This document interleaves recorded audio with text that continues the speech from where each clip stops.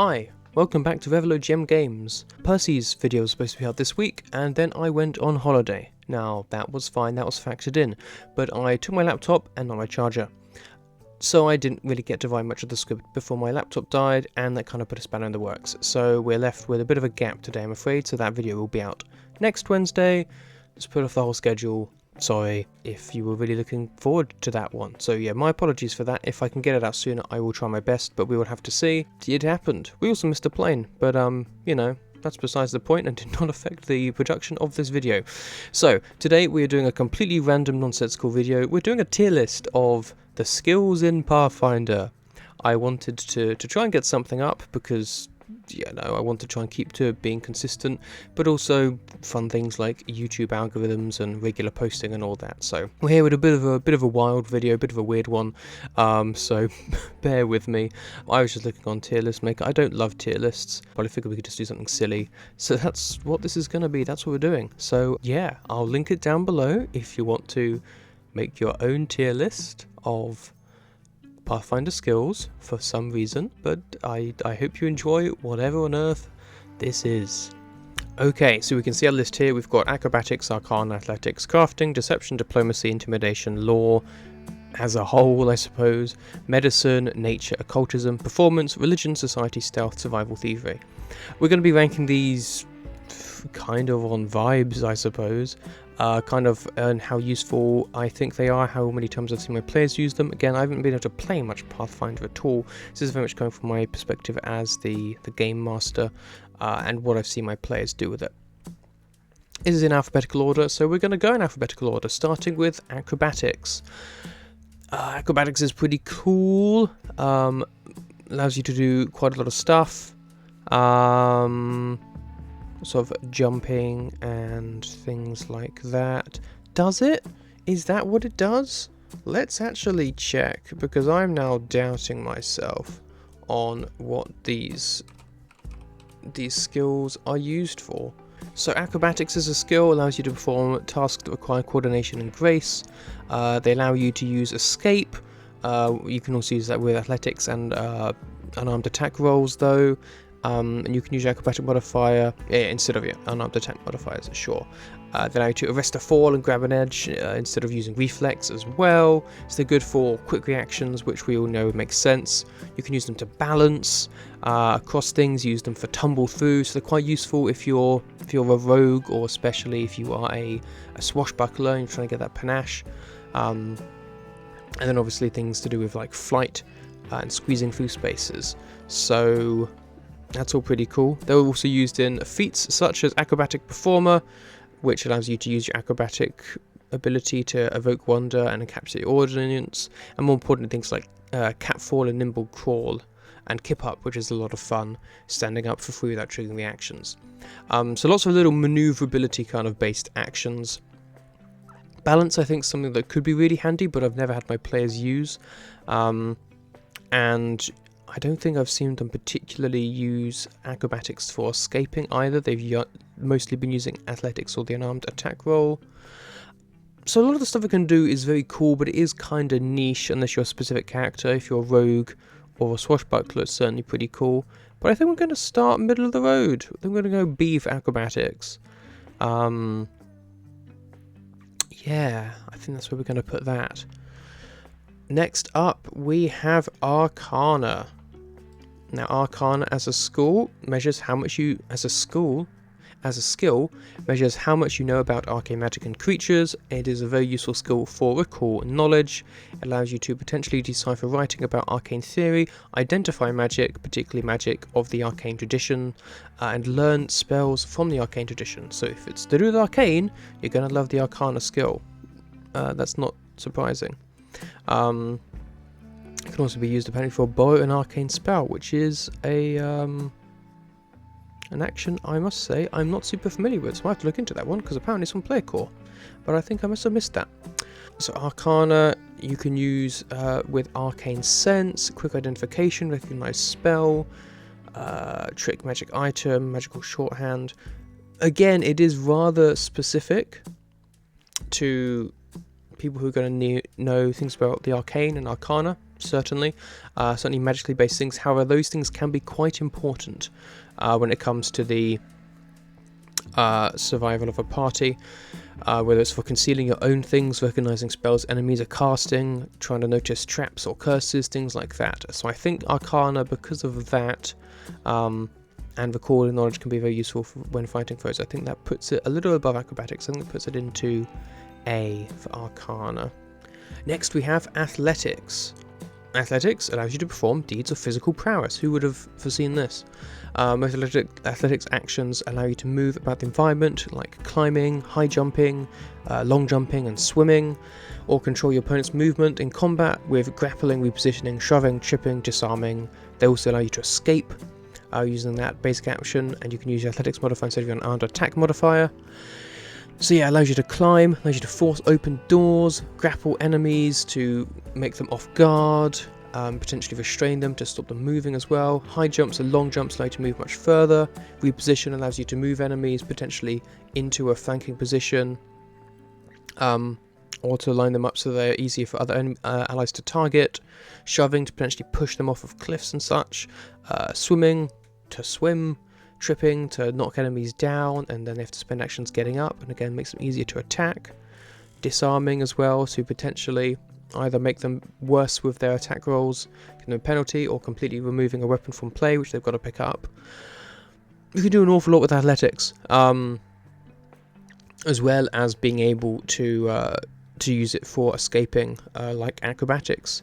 It can also be used for armor assist, combat climber, hefty hauler, quick jump, titan wrestler, underwater marauder, lead climber, powerful leap, rapid mantel, a lot of things to do with jumping and to do with movement, and that is quite important in the system, but also lots of combat actions. Athletics is definitely one that comes up a lot, and has very, very many uses, and I think it makes sense considering that strength doesn't get a whole lot of actions. This is pretty much the only one. It is the only one, I think, in fact, and so it makes sense you can do a lot with it, and as a result, I'm gonna put it in S. I'm going to put Athletics in S. I think that makes sense. I think Arcana has lots of utility for certain characters, but potentially not all. And I mean, Athletics is certainly not going to be useful for everyone, but I think it is more so than Arcana and Acrobatics. I think there's a lot more that's used with it day to day, but I could be wrong on that. Let me know if you disagree. Next up, we have Crafting.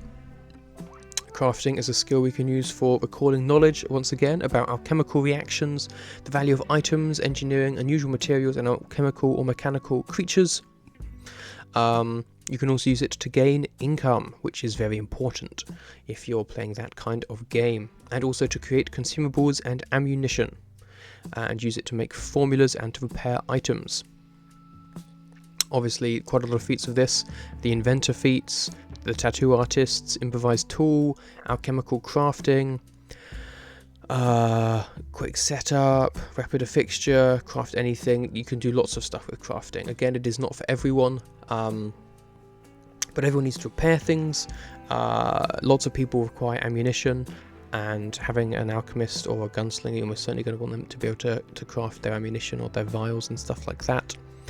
And then it can also be used to recall knowledge. So whilst it's not necessarily as broadly used within combat as maybe athletics, I think because of its abilities outside of combat to help you earn income, obviously you can earn income with pretty much anything, but crafting is a common one.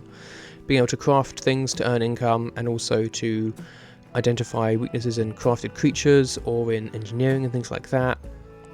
And then also to fix shields, to fix armor, to fix weapons, to make bullets or arrows, or vials and things like that, I think means crafting is also another very valid S rank, I think, for crafting. Next up, we have Deception, which allows you to trick and mislead others by using dialogue, disguises, lies, and other forms of subterfuge. Deception often has a drawback if you get found out, and it's often best to be out of town by the time this happens. And I think that is always going to be a big caveat of deception, is if you get it wrong, you're going to get in trouble. You can use deception to do such things as create diversions, which allow you to try and trick or use a distracting words. Look, a distraction, to try and divert people's attention off elsewhere. Which allows them to manipulate an auditory or linguistic traits. And allows you to attempt to become hidden, which is pretty cool. It also allows you to do things like impersonate and lie, and do feints as well, which again very useful for like swashbucklers or charismatic rogues or bards, people like that. It allows you to get feats like half-truths, lie to me, charming liar, charlatan, doublespeak, so rumour, lots of things that are very useful. A few things that are useful in combat, but this is a very useful skill for outside of combat, for kind of RP situations, either where you're just trying to haggle a price down, or when you're trying to sneak into somewhere you're not supposed to be, and things like that. It's pretty cool. However, if you get it wrong, people will know and will be pretty angry at you pretty quick. So I think that pulls it down from being an S. I think it's probably an A. I think you can do quite a lot with it, especially in RP heavy games. If you're doing less RP, then your mileage may vary. But it's very useful for doing feints as well, I think, and for creating diversions, which is all pretty fun. Next, we have diplomacy. Diplomacy is you influence others through negotiation and flattery, or find out information through friendly chats. This can be used to gather information. Again, this is another charisma-based skill, and it is thusly another skill that is largely going to be useful in RP situations. You can use it to make impressions and to perform requests. You can use it for feats like bon mot, or bon mot, never quite sure how to pronounce that, which allows you to try and distract foes within combat. Get it for bargain hunter and hobnobber, discreet inquiry, eyes of the city. Lots of feats that are mostly going to be, again, outside of combat, apart from bon mot. That's being pretty much the exception, and it's a fun one, but otherwise this is again one that is a very useful skill to have to gain more information, or to try and negotiate down prices and haggle with people, things like that. Try and get in places that you're not supposed to be from a different perspective. However, I think it has slightly less value within combat. I think deception is slightly more that can be done with it than diplomacy potentially does. So I think this is going to go in B. Do I put it before or after acrobatics is the question. I think it goes before acrobatics. I feel really bad for acrobatics. I think in some parts it's just got first skill syndrome, but hey, there we go. Next up, wow, these are all really together, aren't they? It's intimidation. We're getting all of these skills that are charisma based. This one is you bend others to your will using threats. Unlike deception or diplomacy, intimidation is typically a blunt instrument with little room for nuance or care. This can be used to attempt to coerce people and to demoralize primarily. Now, demoralize is a very useful, very powerful skill to use within combat. Can't always happen. You can only try it once on someone within a combat essentially, and if you're not speaking the same language as them, unless you've got feats, you are going to take a penalty. But it does make them afraid of you. A fight into 1 on success and fight into 2 on a critical success, which gives them penalties to a lot of their rolls. So it's very powerful. And being able to coerce people again changes their influence, their attitude to you, and can make them dangerous, absolutely. But at the same time, can make them do things that you want them to do, and that can be very useful. And we like that. We want them to do what we want. So again, another RP heavy skill, but demoralize is certainly quite a powerful one for within combat. Feats, it can also give us things like intimidating glare, which is a great one, and quick coercion, vicious critique, intimidating prowess, things like that. It's pretty cool. Battle cry as well, which is when you demoralize people when you roll initiative, which is really cool. So quite a few options with demoralizing here, which I think is going to put intimidation, I think above diplomacy, but below deception. No, I think just above deception. No, I think below deception. I like a lot of what you can do with deception with RP. I think you can do a bit less with intimidation because, like they say, it's a bit of a blunt instrument, but it's got a few cool aspects and things you can do with the demoralized tactics. So it's pretty close. It's pretty much fighting up there with deception, intimidation. I think I might put them both above Arcana, though. Actually, I think I might move Arcana down to the bottom of A comparatively to those two. I think athletics I still think's first, and then crafting, diplomacy, acrobatics. Yeah, we're happy with that. Law. Law, see. Law is an incredibly broad skill, and can be incredibly intricate and can be super useful in very specific situations and can be a real lifesaver, but you never know until it's going to come up, and a lot of the time it's not, and then it will come up and you go, oh, I know that, and it's awesome. I love that we have law skills, and it means that characters can have really specific knowledge, which makes sense, and then as a game master you can, incorporate those things into your world and, bring in things that certain characters are going to know, and that's really cool. But it's just such a vast one, such a varied one, that it could be in B, A, or S, I think, depending on the situation. But also, if they never come up at all, then it just kind of sits there, and it's like a tiny little bit of world building or, character building, and that's it. So, C it is for law. I don't feel bad about that one. Medicine. Medicine is very powerful, because this is how we get healing.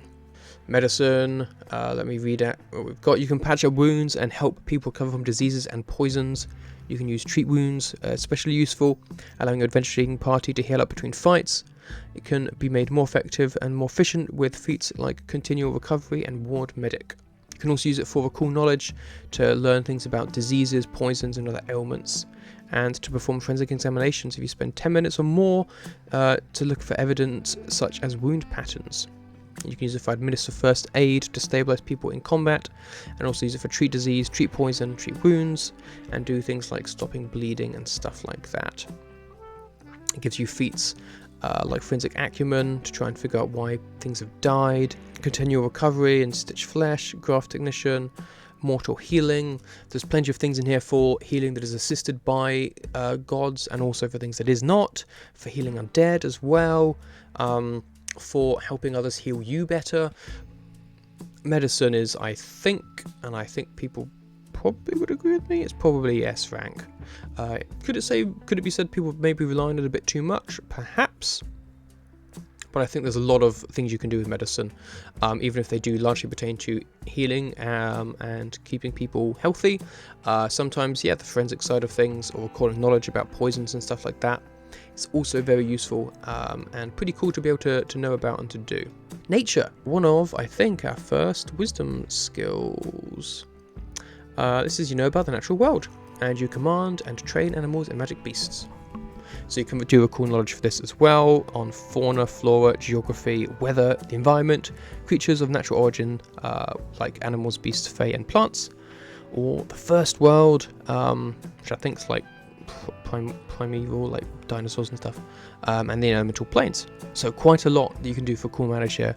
And also obviously you've got similar things as to with Arcana, where you know things about spells that are to do with nature and the primal tradition, and also for learning spells.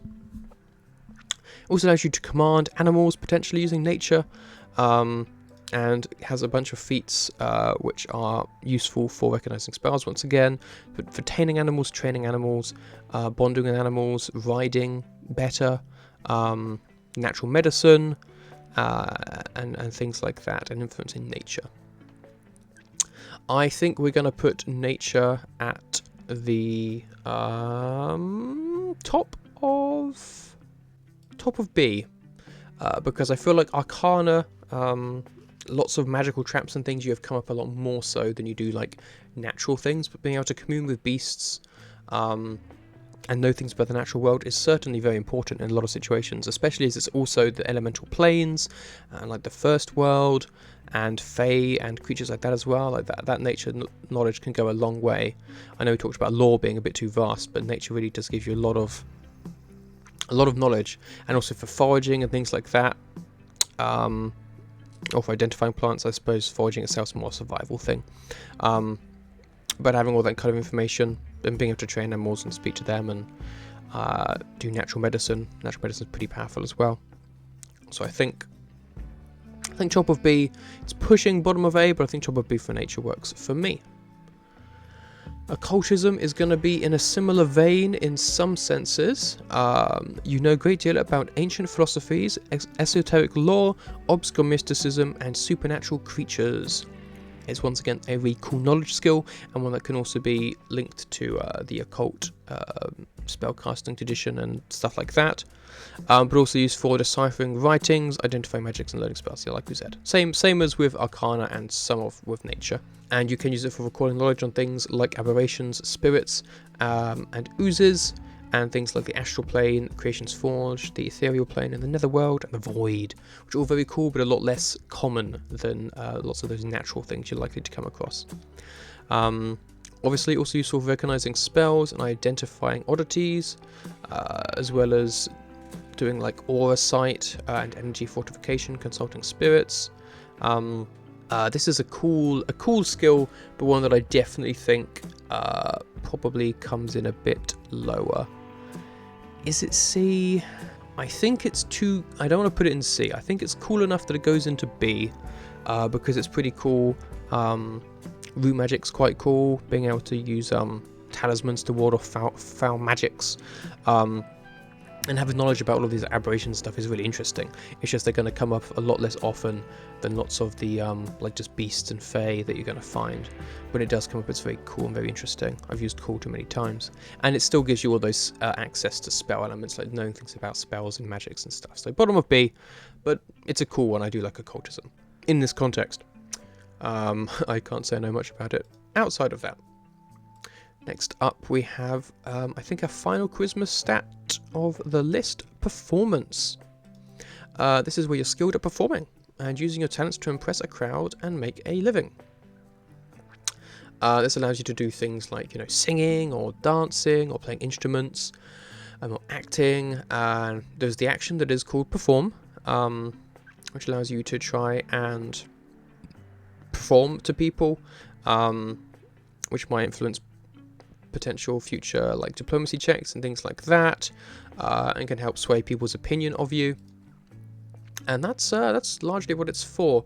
Most of its feats that relate to it also relate to being good at making an impression with it, or being good at very certain types of performance, or fascinating people with your performance. So very good at kind of like distracting people with performing and stuff like that, which is really cool, but very specific again.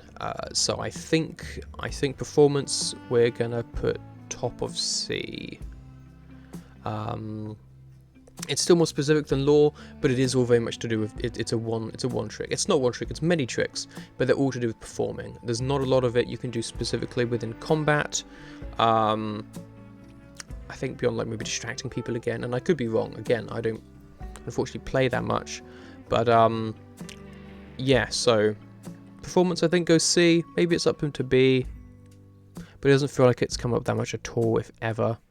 In the games that I've ran, and again I've not been running for too long, only like 2.5 years, so maybe I'm just yet to have a character who really utilises it a lot. But even if one does, it's like one character out of many, whereas I think a lot of these skills that are higher up come up a lot more than that. Yeah, performance top of C. Next up we have religion, a final skill that is going to be associated with casting, with the divine tradition, obviously. So deciphering writing, identifying magic, and learning spells once again, and also recalling knowledge about divine agents, the finer points of theology, obscure myths regarding faith, and creatures of religious significance like celestials, fiends, and undead. And also Creation's Forge, the Outer Sphere, and the Void again. Seekers of faith, dogma, and realms of divine influence and creatures and such stuff like that. So yeah, I would put religion probably just above occultism, I think, because I feel like undead come up a bit more than some other things in this list, and clerics and stuff utilize it. But yeah, it's in a very similar boat to occultism, where it's very, very cool, and you can know some interesting things, but it's still quite specific. Most things about it are to do with curses, sanctifying water, or having very accurate knowledge of theology, stuff like that. You've got things like Pilgrim's Token, and Sanctify Water, stuff like that. trick magic item, which like is something they all have, like battle prayer as well. I might pip it above acrobatics actually.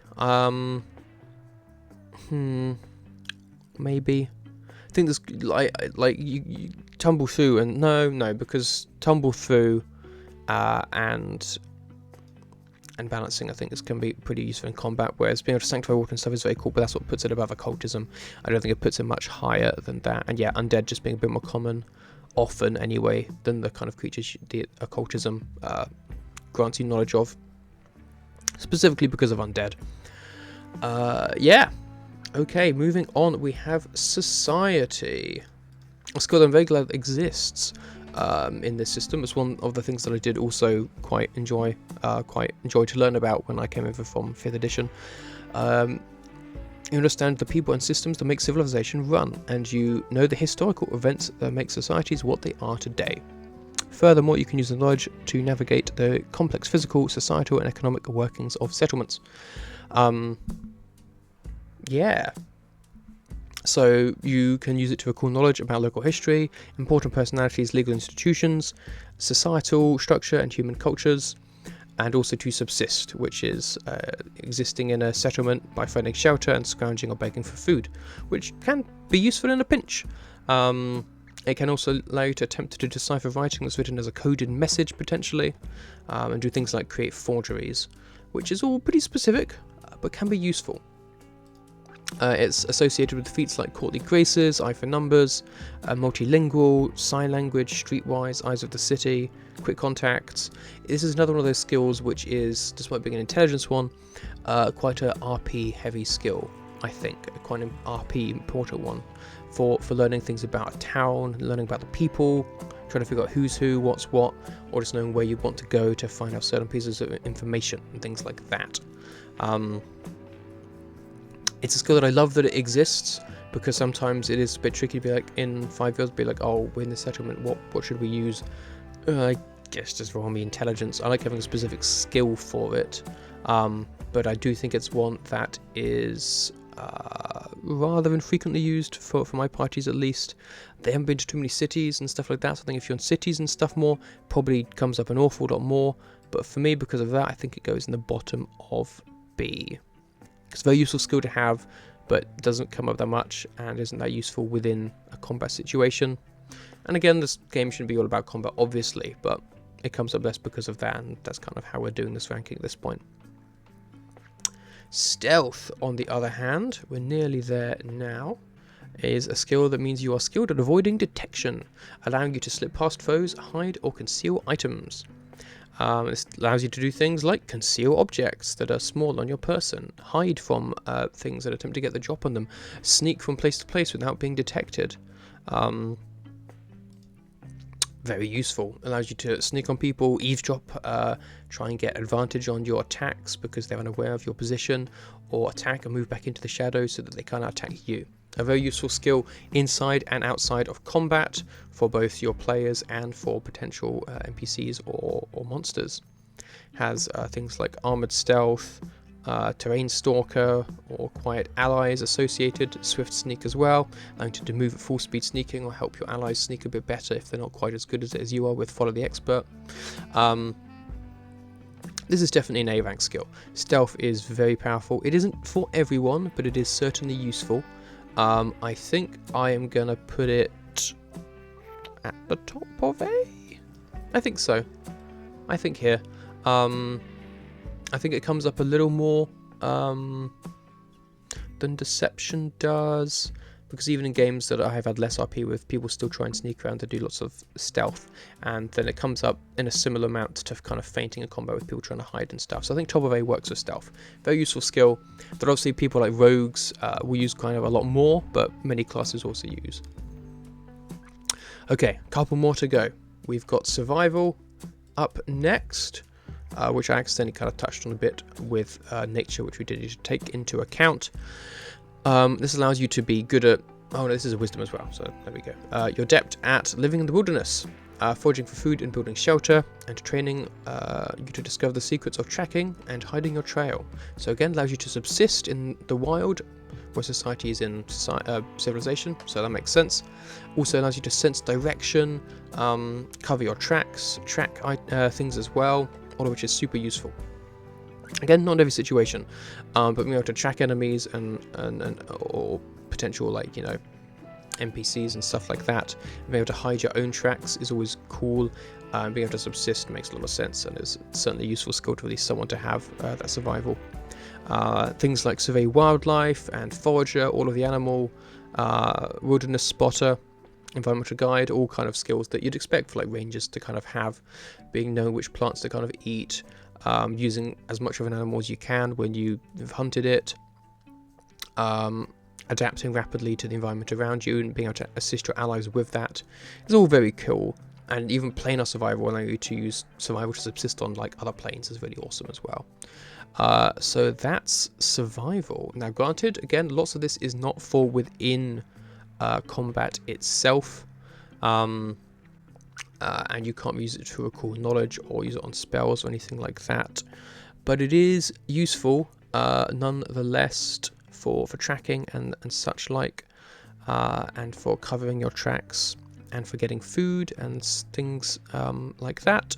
So I think I'm going to slot it in behind diplomacy, but above acrobatics. I think diplomacy is a bit more use, and nature does with like the training of animals and stuff, but nature and survival combined is very powerful. But yeah, there we go, and that just leaves us with thievery, our final skill for this video. And I'm kind of glad, because I didn't expect to be talking this much and my voice is kind of dying. So this is, you're trained in a particular set of skills favoured by thieves and miscreants. Who could have foreseen this? It allows you to do things like palm objects and steal, and to disable devices and pick locks. So this is very classic for rogues, of course, but for everyone else as well. You can use it to do pickpocketing, subtle thefts, tumbling thefts, quick unlocking, and dirty trick, allowing you to kind of like mess with people within combat to try and get an advantage. But yeah, so this is lots of stuff which is useful in and out of combat. You know, it is pretty quick action, so you can use them in like 1 or 2 actions, but can be used in a social situation or in a combat situation. It's up to, you know, the player and what they're trying to do. So things like trying to take things off a table mid-fight maybe, but also trying to steal like keys from a guard if they're fighting or something like that. Obviously a lot more difficult, but you can do it. Or you've got your people trying to fend off while you unlock a door and you're trying to pick a lock or disable a device and a trap. Another very useful skill, of course, at the end of the day, Pathfinder is a game where you should be, in theory, some of the time at least, disabling traps and trying to pick locks and things like that. So I think this is definitely an S rank skill. I'm going to put it at the bottom of S rank, I think, because I feel like it comes up less often than medicine, athletics and crafting do, but it is still a very useful skill, and it is a pretty classic kind of skill for this kind of thing. I'm going to move it down, actually. I'm going to put it behind stealth. I think stealth comes up a little bit more, because maybe just people forget to use thievery to try and disarm traps and things like that. But that's, yeah, pretty close. Pretty close. There we go. So that is the tier list I've come up with. Nothing in D, because I don't think that makes sense. Hopefully you understood my chaotic ramblings. And if not, well, you can make your own tier list. I'll have it linked below. You can make yours. Let me know what you do differently, if there's anything glaringly huge about any of the skills that I've missed out. And I'll pin it if I've missed something really egregious. But yeah, this was a random one. I hope it was still interesting. Should be back to regular videos next week. Fingers crossed for that. I'm on holiday again at the end of the month, so we'll see how well I keep this up. We've also got Dragon Week before then, so keep an eye out for that. But thank you for watching, and I'll see you in the next one. Bye.